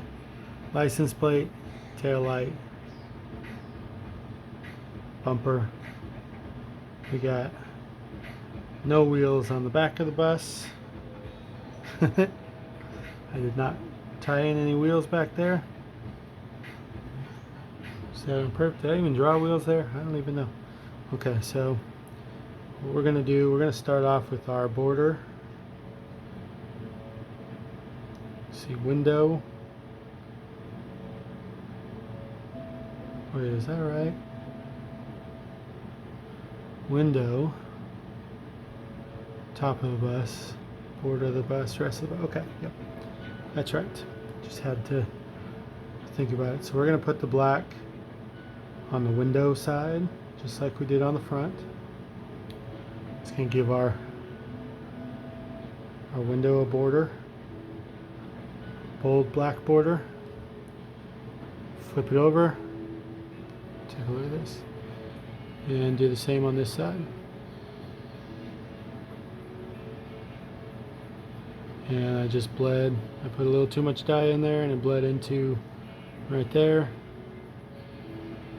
I'm going to try to minimize that as much as possible.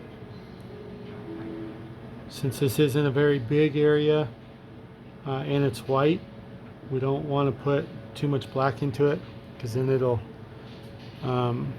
take away some of the detail, kind of blur it.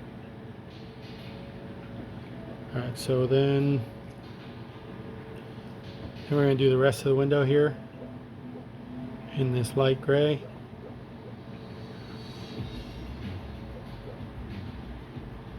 We'll make sure to get the whole window. I did not get this properly on the first one, and so I got a darker window on one side and a lighter window on the other. So this I will be making sure to get all the way. Let's see, just like I did on the other, so I'm gonna put a little light gray here, not too much. Then we're gonna put, let's see, yeah, we'll put a little bit of light gray here.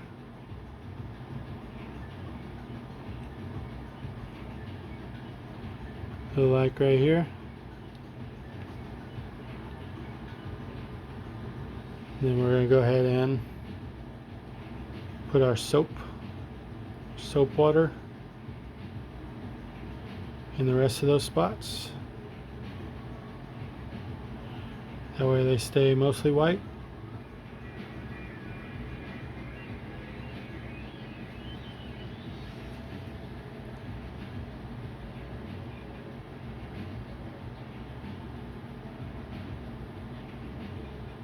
And there we go. So now the white part of our bus all soaped up. Plenty of soap. Let's see. This is going to be color. Some license plate here. I'll come over. Add some gray. A little bit darker gray. It's my mid-tone gray.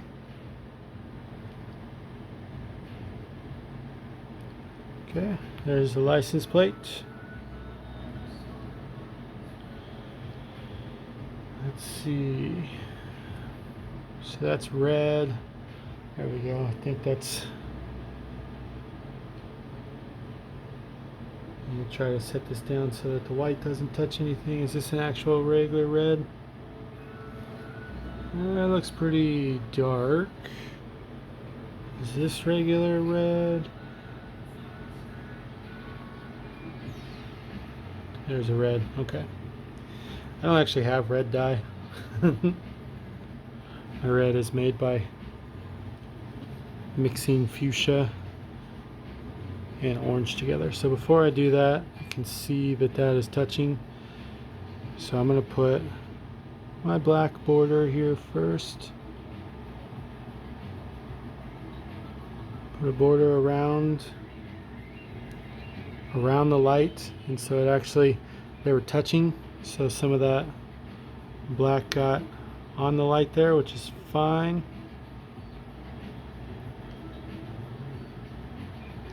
I would rather have a little bit of black dye on the light than red on the vehicle. Alright, so this I'm going to have to be really careful with so that it doesn't bleed. I really don't like using red. Yeah, as soon as red touches anything, it's dyed. It's a red or pink, depending on how quick you get it out. And then when you have areas that you want white, guess what likes to bleed into those white areas? You got it, the red.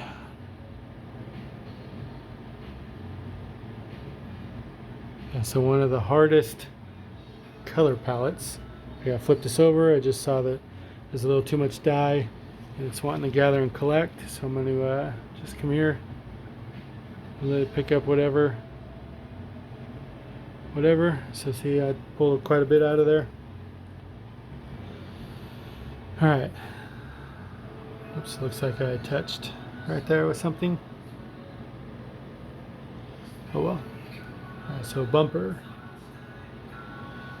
here, gray, lightest gray, lots of it. That way we got our nice shiny chrome bumper. Too bad cars don't have these anymore, although mine does. I drive a 1990 Ford van, and honestly I might make a tie-dye of it. It's going to be very similar to this, just going to have a different grille, different lights, but I mean other than that, same basic shape. So I may be doing a Ford van later, not today, but might actually do another one of these later today, although I won't record the next one. This will be my recorded video. For those of you who want to know how to do the Volkswagen logo, I'm sorry I did not put that on here. If you've ever made a peace sign, very similar to the peace sign, although just shaped different. Yeah, it's the same, different. Don't you love that answer? Just sorry I didn't do it. Just go do a peace sign instead. It'll be alright. Yeah, I don't even have a peace sign video up. I have a peace sign design. I've made them. Just haven't on my spin to die series. I have not come across it yet. I've only got 4 episodes at the moment, and this is not included. I just kind of, I do have a few design. Well, honestly, there are so many designs that I did not include in the spin to die, although I did include a ton of designs, some that I have done, some that I have not done. And this is a design I've only done it once, but I'm gonna start doing probably gonna record a few designs that I have. Oh, whoops, I forgot something. Forgot. I gotta come over here, do something real quick. And add some black, and some of this soap here. So I pushed some color where I don't want it to be. So you see right there, see that turquoise in there? It's not coming out of there. I don't want it there. Try to pull some turquoise back this way. Try to send that dye back that way by adding a little bit of more soap to there. And I meant to put black here first. I messed up. I did not put the black there first, and so that happened.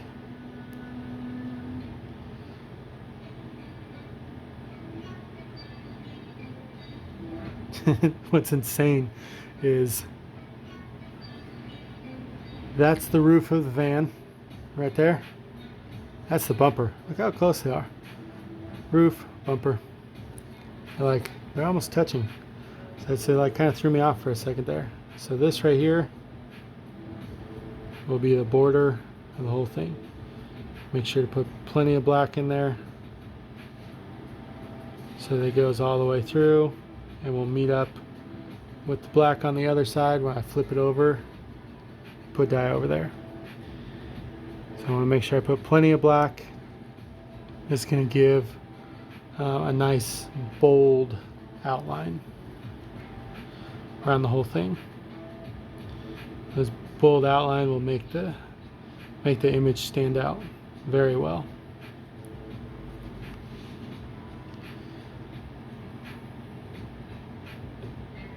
And look how much, did I put that black there?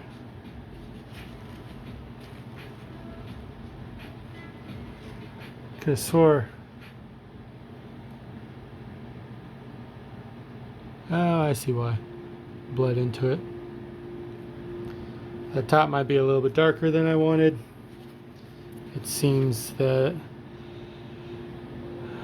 some of my bunching over here created a little valley somewhere underneath the tie for dye to transfer and bleed over. So, but it'll be all right.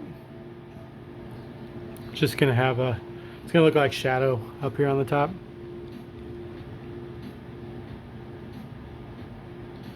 And make sure we got good border, good border. Yeah, I think that valley is right there actually. So I can see where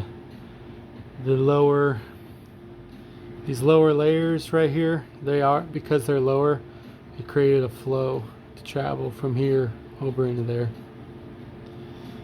But you know, it's tie-dye. It happens. It can't be perfect. We could try, and you can get really, really close. But we are human beings, and we do mess up, and that is okay. Do not try to be perfect. Just do what you're gonna do. That in itself is more perfect than trying to be perfect. So now, front of our bus is dyed, the back of the bus is dyed, and now we're going to put the rest of our colors. So I've got our rainbow right here, and I'm going to color this whole thing rainbow. But so right here, I gotta be careful with this. This right here wants to touch every time I set down. So I'm actually going to go ahead and take a little bit of plastic here, some plastic wrap, get a decent amount.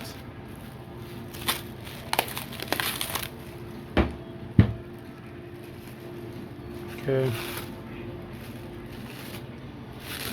And I just want to make sure that this here, because of how much white is there, I don't want it to touch anything. Anywhere it touches, we'll get color. Okay, so now that I've done that, I'm going to take one of my rubber bands, and we're going to wrap the rubber band around there just to hold that in place.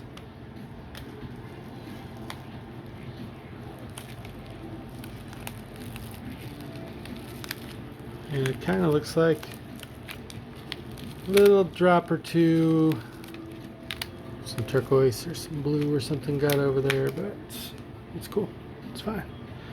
And so because this is flat and like raised up a little bit, it's not touching this, so I don't have to worry about it. You know, I can wipe this clean, but like sometimes dye gets on here, so I have to you gotta be a little careful of that.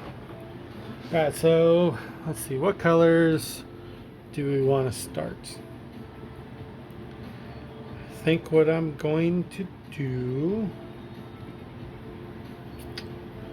we're going to do some fuchsia.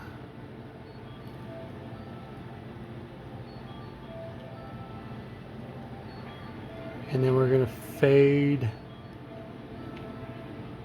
We're going to go fuchsia to purple to blue to green to yellow to orange to fuchsia to purple to blue to green to yellow to orange to fuchsia. We're going to go that way.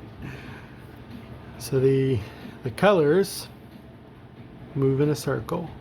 If you know anything about a rainbow, what we see as a rainbow is only part of the perspective. So colors, the color wheel is exactly that, is a wheel, and the colors go in a circle. So this meets up with this, and it's just a never-ending rock, paper, scissors. Which color beats the other?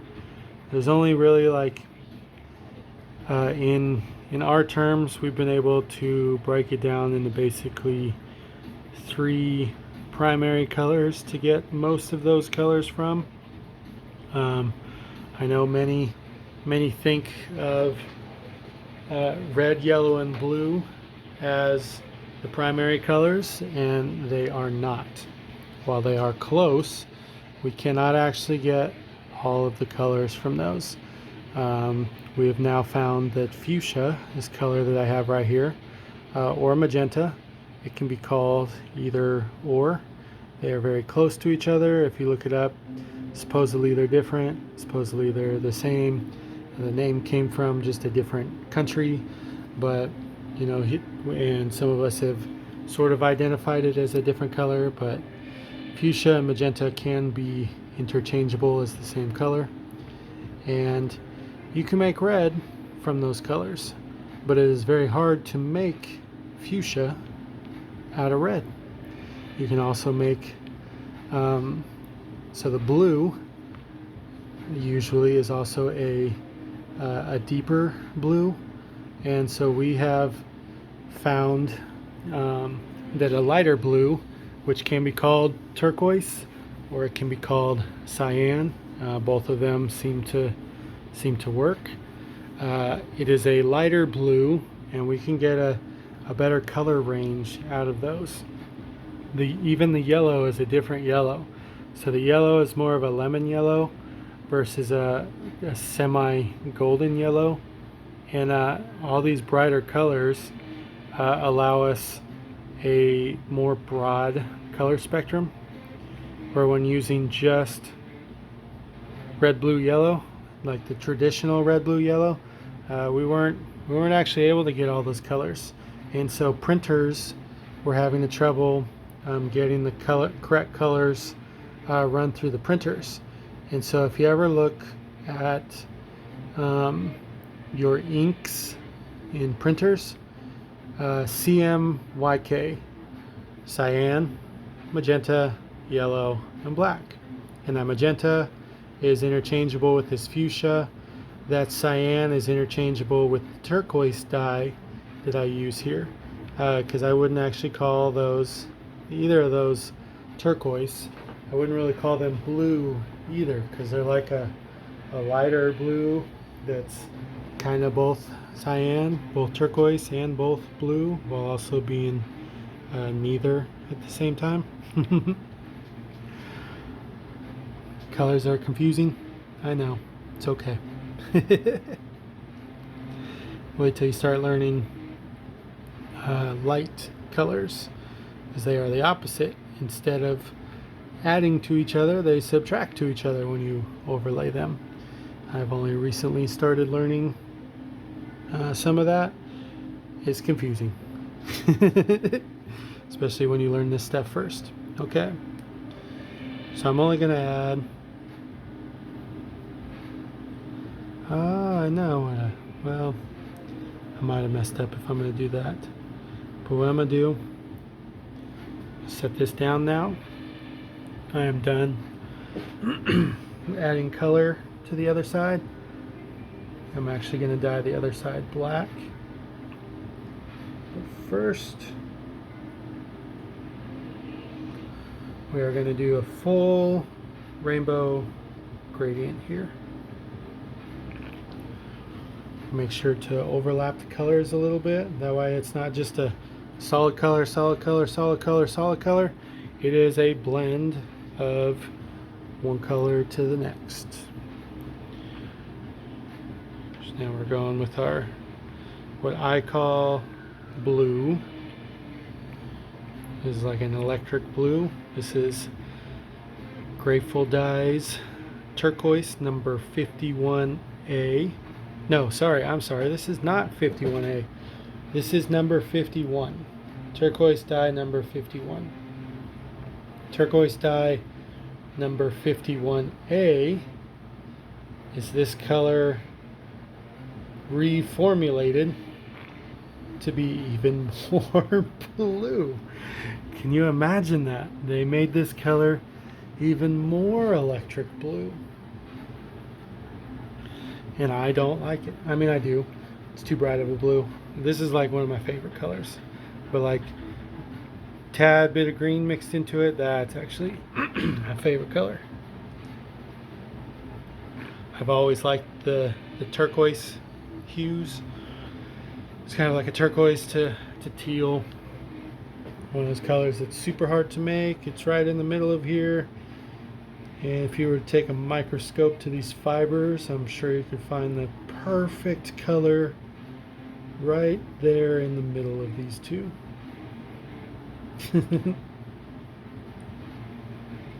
But you might have to take a microscope to do it. So we're going to add quite a bit there. And we're getting the whole color gradient here, whole rainbow gradient.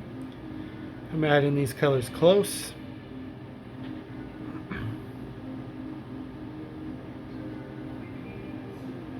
I'm blending colors over. This yellow will get overtaken by the green and the orange. I do overlap this with the other colors quite a bit.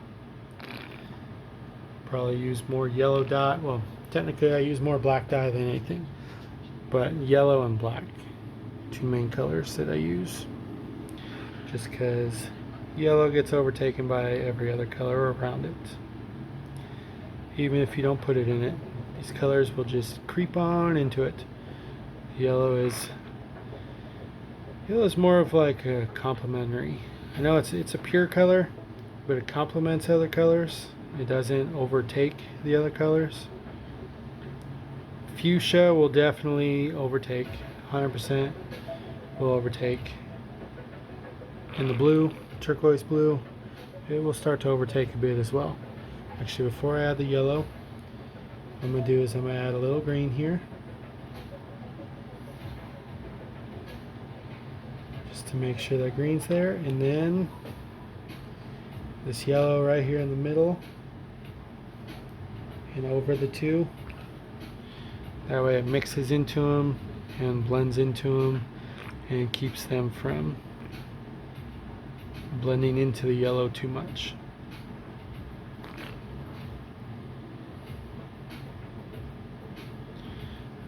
Continue on with our colors over here.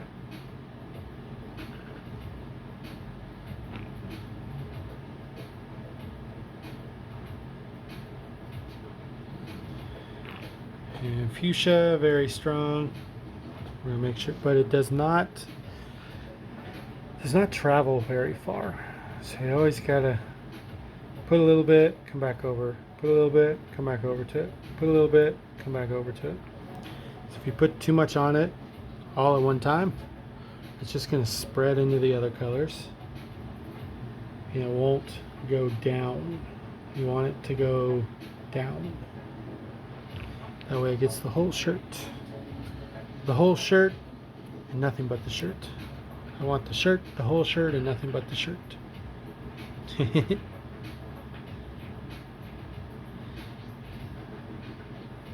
then we add our purple. So it looks like we might be ending on a green over here. Might try to make it end on yellow possibly. So if I make it end on green, green is a little similar to the turquoise. We want to make the bust pop out. So what we'll do here is make these colors a little closer. Use less of them. Overlap them over each other. So this yellow can go, this green can go almost all the way up to the black. But we're going to take some yellow and put it right in between the black and the green. And I'm going to flip it over in a minute. We're going to put yellow here, and also kind of helps me take a look at these other colors, see where we're at, see how much more I got to add. So I definitely do got to add some more blue and green right here, and some more fuchsia, maybe some purple. Okay. Not enough colors here. Do fuchsia first. Yeah, so I was trying not to add too much color over here because I didn't want it to spread. By making this a lighter color, it makes that stand out more for sure. I was just added the wrong color.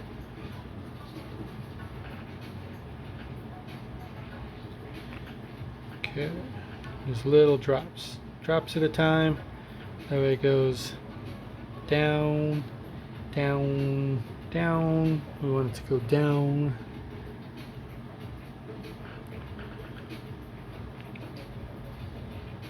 And I did not add very much of this blue right here at all. So be sure to add quite a bit more.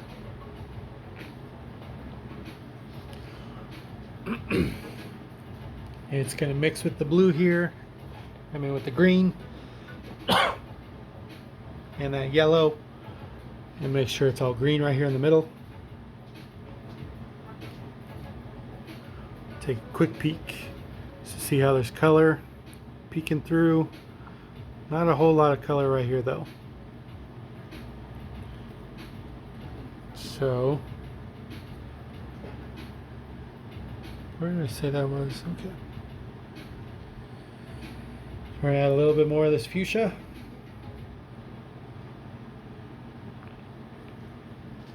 A little bit more of this purple. And hopefully this will go through all the layers. So make sure we don't have any white or very little white. Alright, so I think that side is done.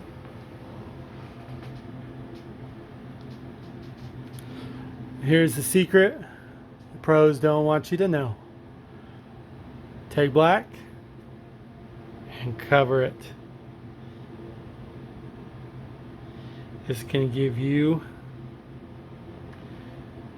multiple colors here. So it looks like my black is clogging up a little bit, so I gotta give it a nice little squeeze. Yeah, I thicken my black, and so sometimes it does clog in these bottles.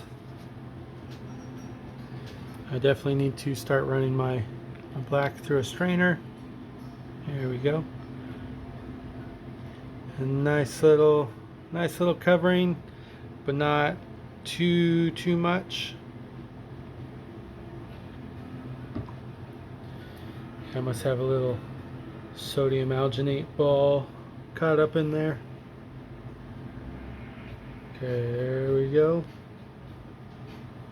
Alright, so there's a decent amount of black on that side. I'm going to flip this over.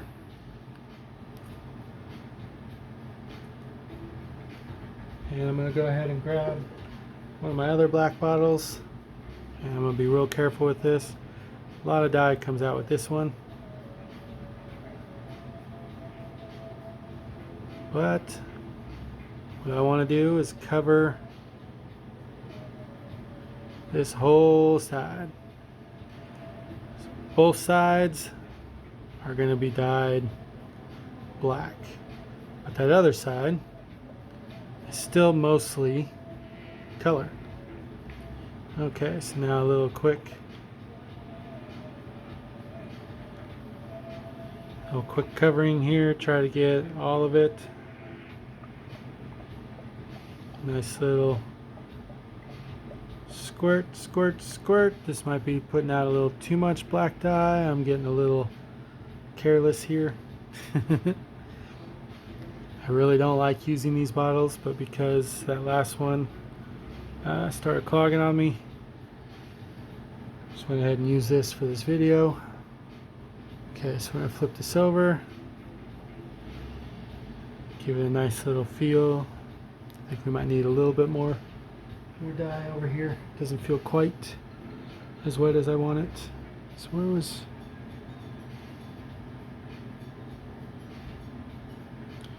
Alright. Fully dyed. This looks good. Front of the bus, back of the bus, rest of the shirt. We're going to let this sit till tomorrow, and I will have the results for you.